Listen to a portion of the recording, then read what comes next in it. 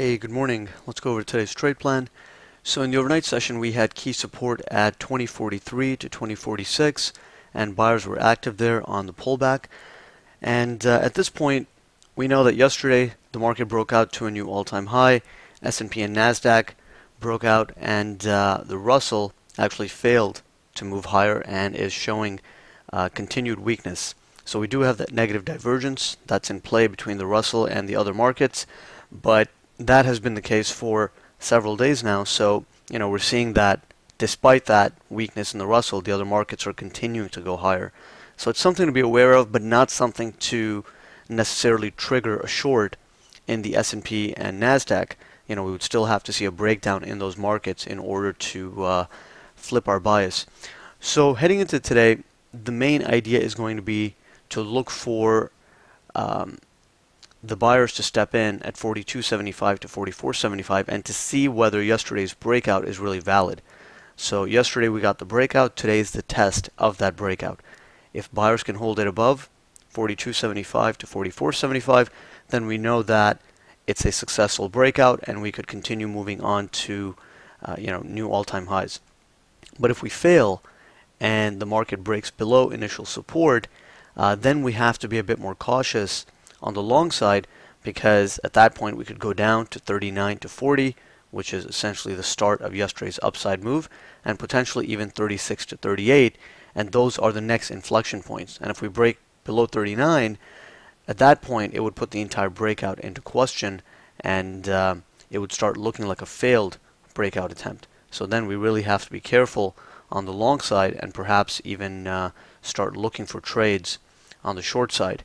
So heading into the day, buyers are in control above initial support, 42.75 to 44.75, but we just have to have the understanding that today is the test of the breakout, and either it can hold and it can continue higher and go back up to the all-time high set yesterday, 2054, or if Russell continues to show weakness and we actually start getting a breakdown in the Russell, then S&P could break below initial support and we could head down to 39, 36, 38, perhaps find buyers over there for a rotation back up towards the 42 to 44 area, and then we can just balance, or if the volume really picks up, then we could get some directional movement. But given that we have FOMC minutes out at 1 p.m. Central, volume is running very light, it's unlikely that we're going to get a big breakdown or a big breakout.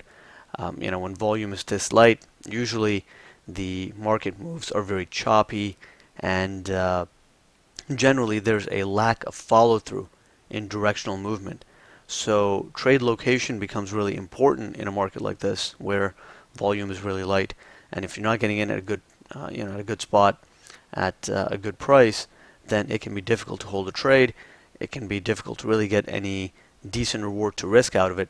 So given the light volume and given that today is a breakout test, it does make sense to be very selective on the trade setups and not really be overly aggressive or overly active in a market like this. Now again, if volume picks up and we start seeing a rising a rise in volume, then we can be a bit more aggressive, but until then it makes sense to be fairly selective on the trades. Limit your trades to the key zones, but today is really going to be that test to see how the breakout fares, and whether buyers really continue to show up today. So the focus is going to be on 42.75 to 44.75 off the open. If the market can hold there, then we could be setting up for a move back up towards 53 to 55, which is essentially the all-time high from yesterday. And if it fails to hold, then we have to be a bit more selective on the long side. Perhaps wait until the market gets down to 39 or 36, 38. That's a spot where buyers can be active for a move back up to 42 to 44. And then we'll just have to see, are we holding the breakout or not? Because from that point on, if we do go down 36, 38, the market would have to trade back above 42.75 to 44.75 to confirm that buyers are back in control. So right now the short-term bias is bullish above initial support. But we're just open-minded that since today is a breakout test, it could still pull back a bit more, especially given the relative weakness in the Russell.